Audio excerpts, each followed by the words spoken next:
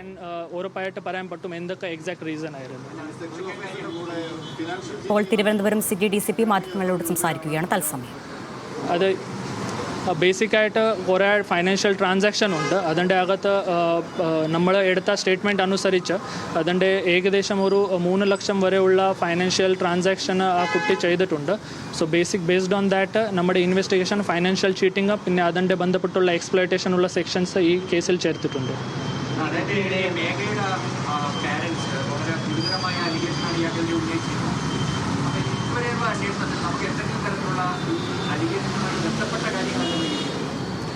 ഇതിൻ്റെ ബന്ധപ്പെട്ടുള്ള ഹാരാസ്മെൻറ്റ് കുട്ടിയുടെ അച്ഛനെ പറഞ്ഞ പോലെ അത് ഹാരാസ്മെൻ്റ് ഉള്ള നമുക്ക് തെളിവ് കിട്ടിയിട്ടുണ്ട്. അത് യെസ് ബോത്ത് ഇതിൽ തുടക്കം മുതൽ ഇയാളെ ആദ്യം അയാൾ അപ്സ്പോണ്ടിങ് ആവുന്നതിന് മുൻപ് തന്നെ പോലീസിന് കസ്റ്റഡിയിൽ എടുക്കാമായിരുന്ന സിറ്റുവേഷൻ ഉണ്ടായിരുന്നു. എന്തുകൊണ്ടാണ് ഇയാൾ അങ്ങനെ ഒളിവിൽ പോകേണ്ട ഒരു സാഹചര്യം ഉണ്ടായത്? ബേസിക് നമുക്ക് ആദ്യം സമയത്ത് ഇൻവെസ്റ്റിഗേഷൻ സമയത്ത് ഇത് തെളിവ് ഇത് ബന്ധപ്പെട്ട് ഒന്നും അറിയുന്നില്ലായിരുന്നു. ഇതെല്ലാം അതിനുശേഷം ശരിക്കും 27th ശേഷം നമുക്ക് ഇത് എല്ലാ കാര്യങ്ങൾ ഇത് പകുതി മനസ്സിലായി. ഇതുവരെ ഇൻവെസ്റ്റിഗേഷനിൽ എല്ലാ അക്കൗണ്ട് എല്ലാ എവിഡൻസ് ചേർത്തിട്ട് നമ്മൾ സെക്ഷൻ ചേർത്തിട്ടുണ്ട്. ആ 24th ആ സംഭവം നടന്ന സമയത്ത് നമുക്ക് ആ ഇൻഫർമേഷൻ ഇല്ലായിരുന്നു. ദർ വാസ് പ്രൈമ ഫേസി ആ എവിഡൻസസ് ഒന്നുമില്ലായിരുന്നു.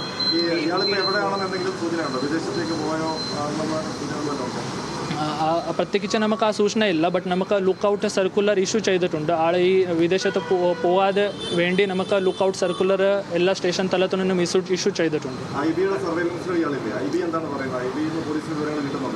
ഇത് IB പറഞ്ഞ ബ്യൂറോ ഓഫ് ഇമിഗ്രേഷൻ അവർക്ക് ഇതിൻ്റെ ബന്ധപ്പെട്ടുള്ള ഇപ്പോൾ ബന്ധമില്ല. അവർക്ക് അവിടെ തന്നെ 24th ലാസ്റ്റ് അവർ ആളിനോട് കണ്ടായിരുന്നു. അതിനുശേഷം അവരുടെ ഈ സുഖാന്തിനോട് അവരുടെ കോൺടാക്ട്സ് ഇല്ല.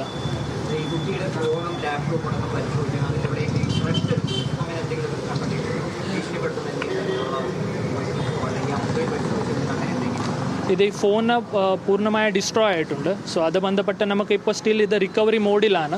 ബട്ട് ആ ഫോൺ ഇല്ലാതെ നമുക്ക് ബാക്കി തെളിവുകൾ എല്ലാം കണക്ട് ചെയ്യുന്നുണ്ട് ടു മേക്ക് ഷുവർ ദാറ്റ് അത് റിലേഷൻ ആൻഡ് പിന്നെ ഈ ഫൈനാൻഷ്യൽ ട്രാൻസാക്ഷൻ എന്തായിരുന്നു അത് ബന്ധപ്പെട്ടുള്ള നമ്മളെല്ലാം കണക്ട് ചെയ്യാൻ പോകുന്നു.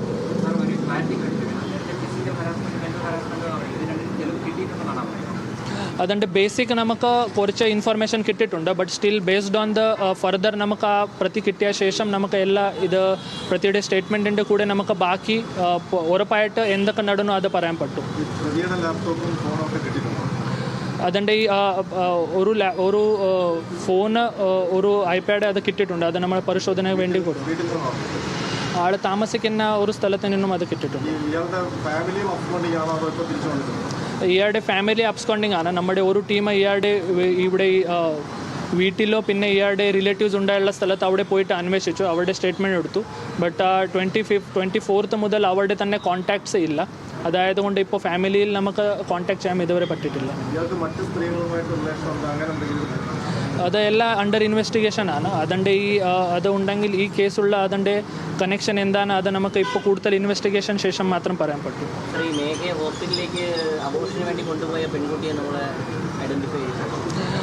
ഇറ്റ് ഈസ് ഓൾ ഇത് ഒരു സെൻസിറ്റീവ് മാറ്ററാണ്. സോ ഇത് ഈ ഡിസീസിൻ്റെ പ്രൈവസിയും ബാക്കി എല്ലാ കാര്യങ്ങൾ ചെയ്യാൻ വേണ്ടി ഐ റിക്വസ്റ്റ് ദാറ്റ് ആ എല്ലാ തെളിവുകൾ പിന്നെ അതുള്ള ഇൻഫർമേഷൻ ഇത് ഒഴിവാക്കെങ്കിൽ ഇറ്റ് വിൽ ബി യൂസ്ഫുൾ.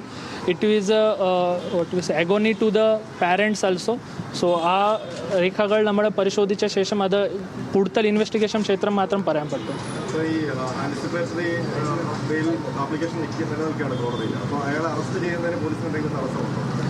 അല്ല, അത് ബന്ധപ്പെട്ടുള്ള ഹൈക്കോർട്ടുള്ള നിർദ്ദേശം നമുക്ക് അത് ബന്ധപ്പെട്ട നിർദ്ദേശം IB ഉദ്യോഗസ്ഥ മേഘയുടെ മരണവുമായി ബന്ധപ്പെട്ട് തിരുവനന്തപുരം സിറ്റി DCP നകുൽ രാജേന്ദ്ര മാധ്യമങ്ങളെ കണ്ട് സംസാരിക്കുകയായിരുന്നു. കേസിൽ അന്വേഷണം പുരോഗമിക്കുകയാണ്.